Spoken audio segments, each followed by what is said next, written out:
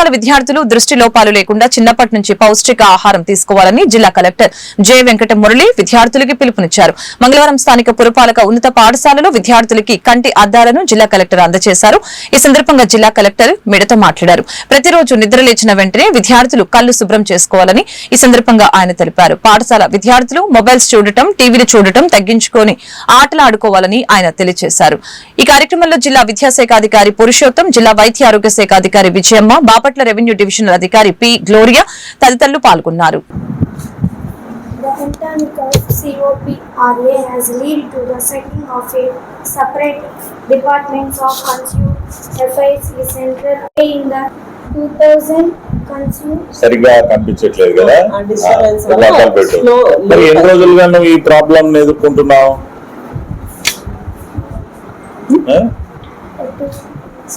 మీరు నీ తల్లిదండ్రులు గమనించలేదా? ఇంకా బాగా చదువు, ఇలా పడినా ఏం కాదు వీటికి. ఓకే, తర్వాత ఇవి ఇట్లా వంచినా ఇరిగిపోయి అంత మంచివి చూసి ఇప్పిస్తున్నాం మీకు. ఇలా ఇలా అంటే నేను ప్రెస్ చేయట్లేదు, ఇలా గట్టిగా మనం లోపలికి ప్రెస్ చేసినా విరగదు, బయటకు ప్రెస్ చేసినా విరగదు, వీటిని పట్టుకున్నా విరగదు. 10 సార్లు కింద పడేసిన మంచివి తీసుకొని మీకు ఇస్తున్నాం. సో దీని మీద మీ లేబుల్ ఇప్పుడు ఇవి పెట్టుకో పల్లవి.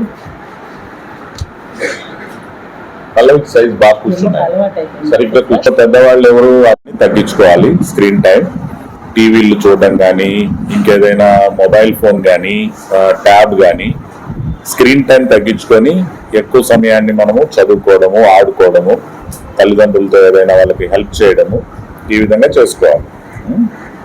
మీ డిఎంహెచ్ఓ గారు చెప్పినట్టుగా మీరు ఆ అద్దాలని చదివేటప్పుడు ఖచ్చితంగా వాడుకోవాలి. చదివేటప్పుడు కష్టపడుతూ ముందుకు వెనక్కి జరుపుకుంటూ సరిగా కనపడక మళ్ళీ మీకు అర్థం మార్చాల్సి వస్తుంది, మీ సైట్ ఇంకా కరెక్షన్ చేయాల్సి వస్తుంది. అట్లా కాకుండా చదివేటప్పుడు ప్రతిసారి మీరు అద్దాలను పెట్టుకొని కష్టపడకుండా చదవాలి. మీరు చిన్నపిల్లలు, మీకు ఎందుకు సరిగా కనపడడం లేదో అర్థం కాదు, అర్థం కాక చదివితే తలనొప్పి వస్తుంది, చాలా ఇబ్బంది పడిపోతారు. కాబట్టి మీ కొలీగ్స్ ఎవరన్నా కూడా అట్లాంటి ప్రాబ్లం ఉంటే వాళ్ళు కూడా టెస్ట్ చేసుకునేటట్టుగా ఇది మనకు గవర్నమెంట్ సైడ్ నుంచి వచ్చాయి. ఒక మంచి ప్రోడక్ట్ పిల్లలకి ఇవ్వాలి అని చెప్పి మనం చాలా బ్యాక్గ్రౌండ్ లో చాలా కష్టపడి వాటిని చాలా మంచివి తెచ్చి ఇచ్చాం మనం మీకు. ఓకే, జాగ్రత్తగా బాగా వాడుకోండి.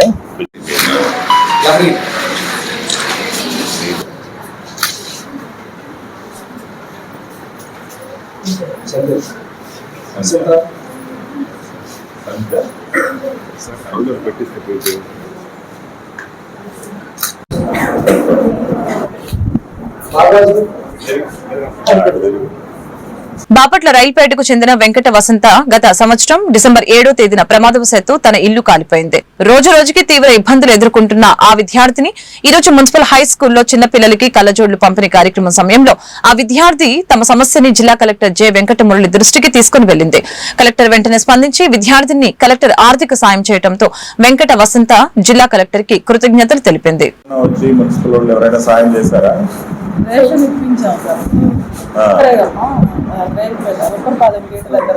సరే, మన సైడ్ నుంచి 10,000 రూపాయలు వాళ్ళకి చెక్ గానే ఏమైనా ఇచ్చి ఆ 10,000 మీరు మా దగ్గర తీసుకోండి. రైట్ అమ్మా. ఇంకా వచ్చి మున్సిపల్ వాళ్ళు ఎవరైనా సాయం చేశారా?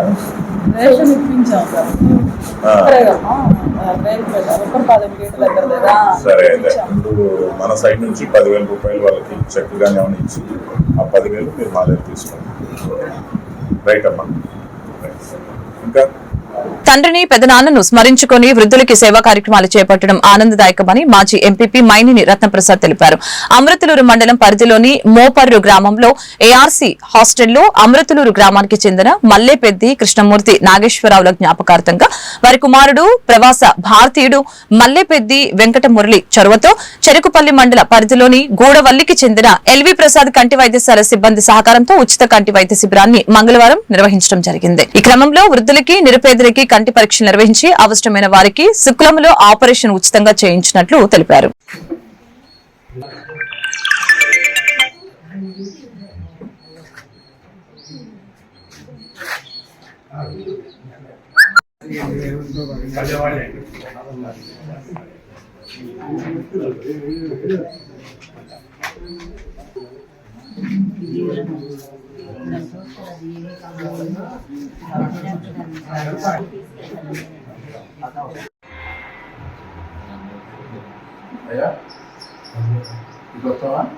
ఒక్క నిమిషం.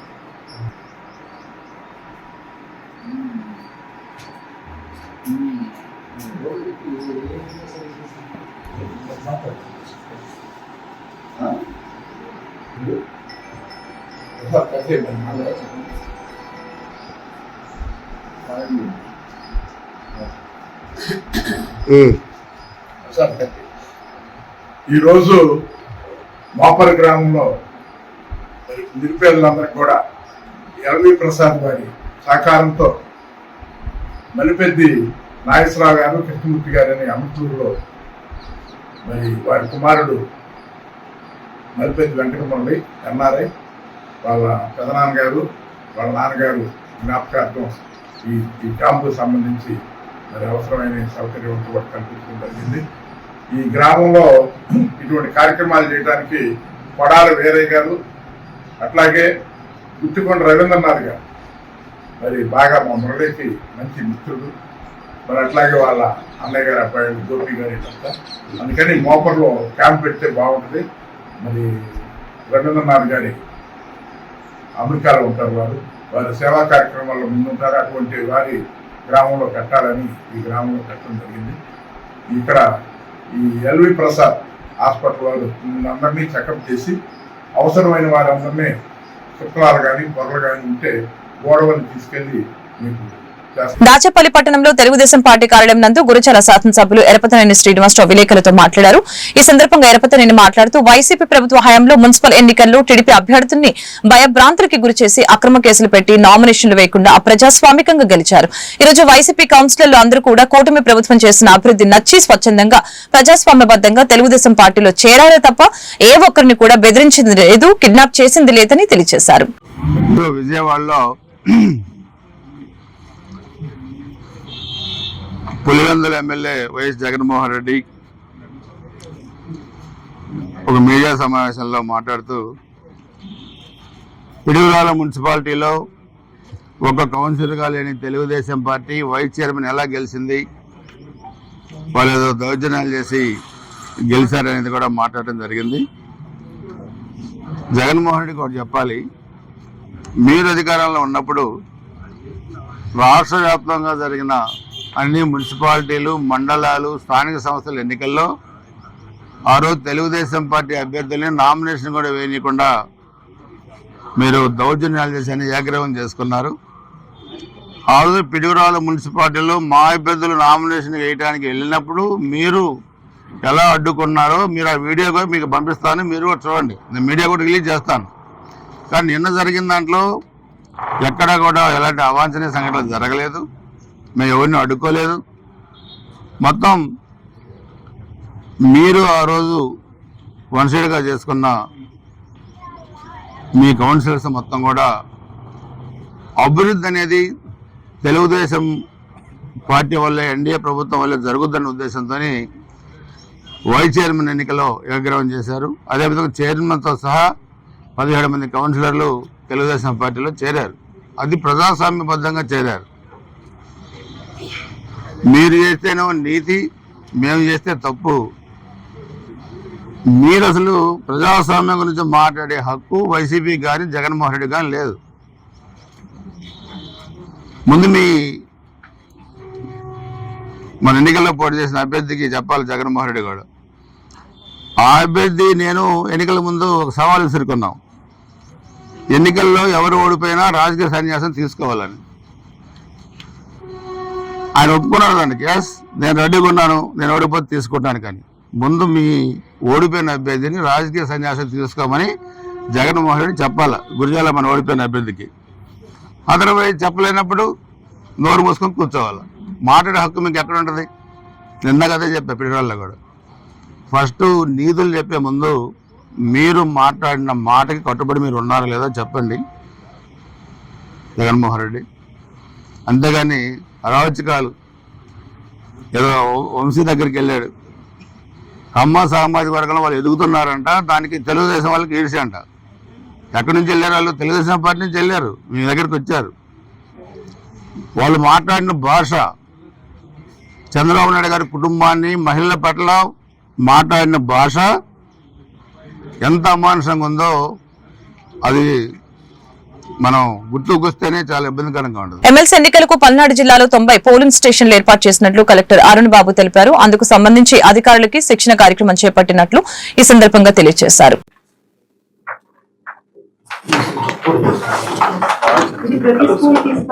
నామినేషన్ ప్రక్రియ పూర్తయిపోయి ఫైనల్ క్యాండిడేట్స్ కూడా అయిపోయింది. దాదాపు 25 మంది బరిలో ఉంటున్నారు. దీనికి సంబంధించి 27వ తేదీన పోలింగ్ అవుతుంది, 27 ఫిబ్రవరి.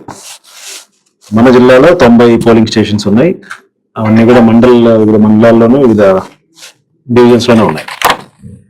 ఈ 90 పోలింగ్ స్టేషన్స్ గాను 56,964 మంది ఓటర్స్ కవర్ అవుతున్నారు. అంటే దీంట్లో మేల్ అండ్ ఫీమేల్ కలుపుకొని పోలింగ్ స్టేషన్స్ మనకి 90 ఉండగా 38 లొకేషన్స్ లో ఇవన్నీ ఉన్నాయి. 38 లొకేషన్స్ లో ఈ పోలింగ్ స్టేషన్స్ డిస్ట్రిబ్యూట్ అయి ఉన్నాయి.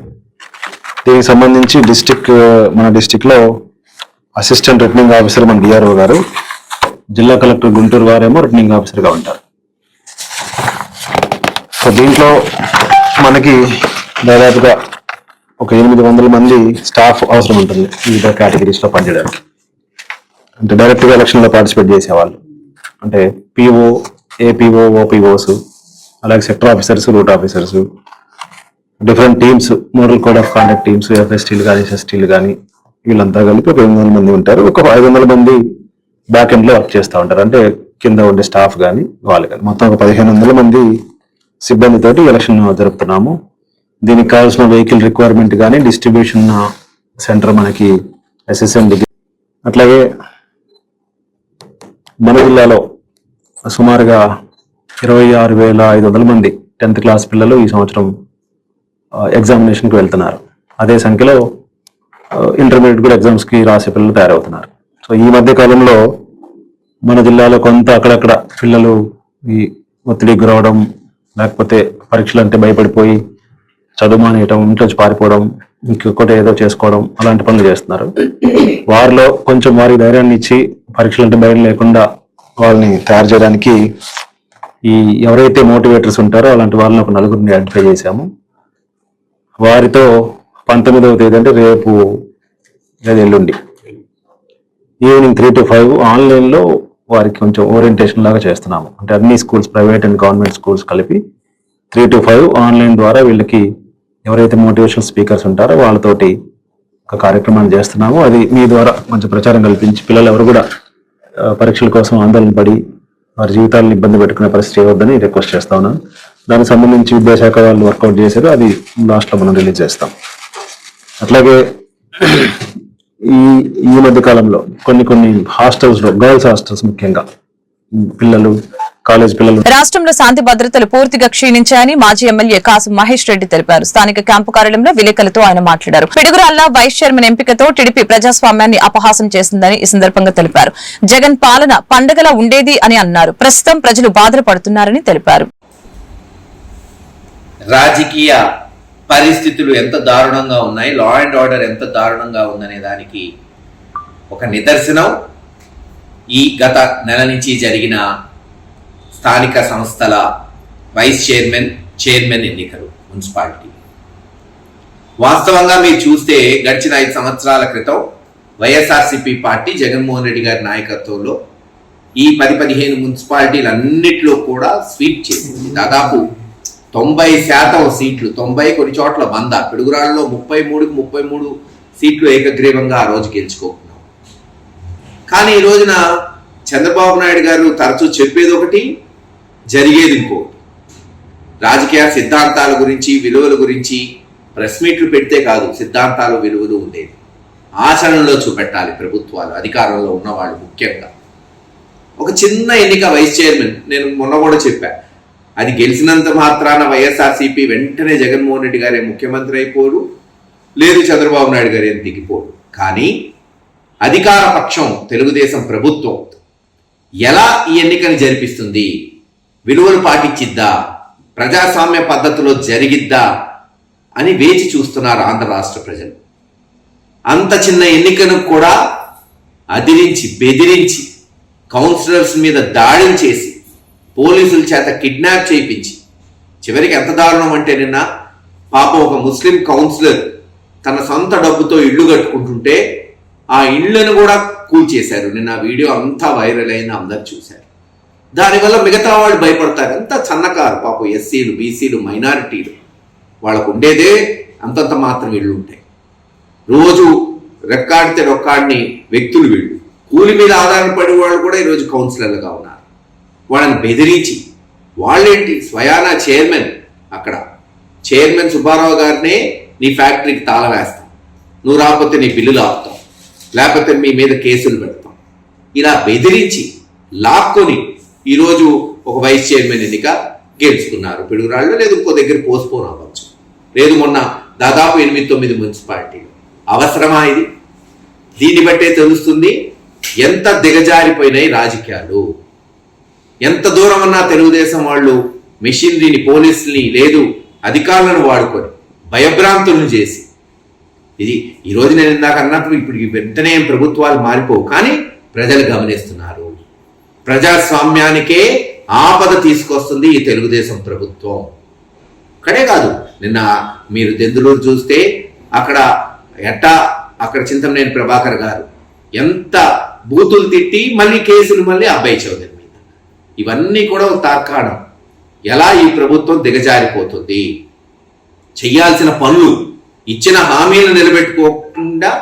వినుకొండ జూనియర్ కళాశాల మైదానం ఎన్ఎస్సీ కాల్వ కట్ట పక్కనున్న సాయిబాబా గుడి వద్ద ఉదయపు నడక చేస్తున్న వారిని మాజీ ఎమ్మెల్యే మక్కిన మల్లికార్జునరావుతో కలిసి ప్రభుత్వ చీఫ్ విప్ వినుకొండ ఎమ్మెల్యే జీవి ఆంజనేయులు ఆత్మీయంగా పలకరించారు. కూటమి అభ్యర్థి ఆలపాటి రాజేంద్ర ప్రసాద్ కి ఓటు వేయాలని అభ్యర్థించడం జరిగింది. ఈ సందర్భంగా ఆయన మాట్లాడుతూ కూటమి 7 నెలల పాలన జరుగుతున్న సంక్షేమాన్ని ప్రజలు గుర్తించాలని తెలిపారు. అలాగనే స్వల్ప వ్యవధిలో 6 లక్షల కోట్ల పెట్టుబడులు, 4 లక్షల ఉద్యోగాలు వచ్చేలా చేయడం చంద్రబాబు, పవన్ కళ్యాణ్, లోకేష్ శ్రమ వల్లనే సాధ్యమైందని తెలియజేశారు.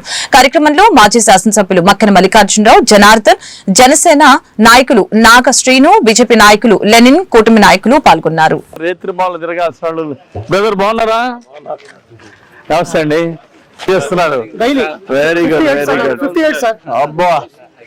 పోటీ చేస్తున్నారు. సైనికుడుగా మా తరపున ఫ్రెండ్స్ అందరికి చెప్పి ఈ 4 రోజులు క్యాంపెయిన్ చేసి గెలిపించాలి. 2 hours మా కోసం చెప్పండి. థ్యాంక్ యూ బాబు. ఒకసారి డోర్ టు డోర్ క్యాంపెయిన్ చేయాలా? రావాలని ఉంది బాగా. మీ ఫ్రెండ్స్ అందరూ చెప్పి గెలిపించాలి. Hello nice. ఫ్రెండ్స్ అందరూ చెప్పి అలాగే అందరూ ఓటేసి గెలిపించాలి ఆలపాటి రాజేంద్ర ప్రసాద్ గారిని. ఫ్రెండ్స్ అందరూ చెప్పి గెలిపించాలి. మిమ్మల్ని కోరేది ఒకటే, రోజు 1 గంట ఈ 6 రోజులు ప్రభుత్వానికి అండగా నిలబడండి. ఎన్డీఏ అభ్యర్థిని రోజు 1 గంట సండి. ప్రాధాన్యత ఓటు ఒకటేసి రాజేంద్ర ప్రసాద్ గారికి ఎదురుగా 27 తారీఖు జరిగే ఫ్యాన్లు తయారు చేయటం, అమ్మడం.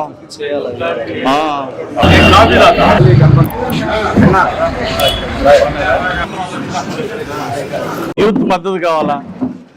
అవునా, వెరీ గుడ్.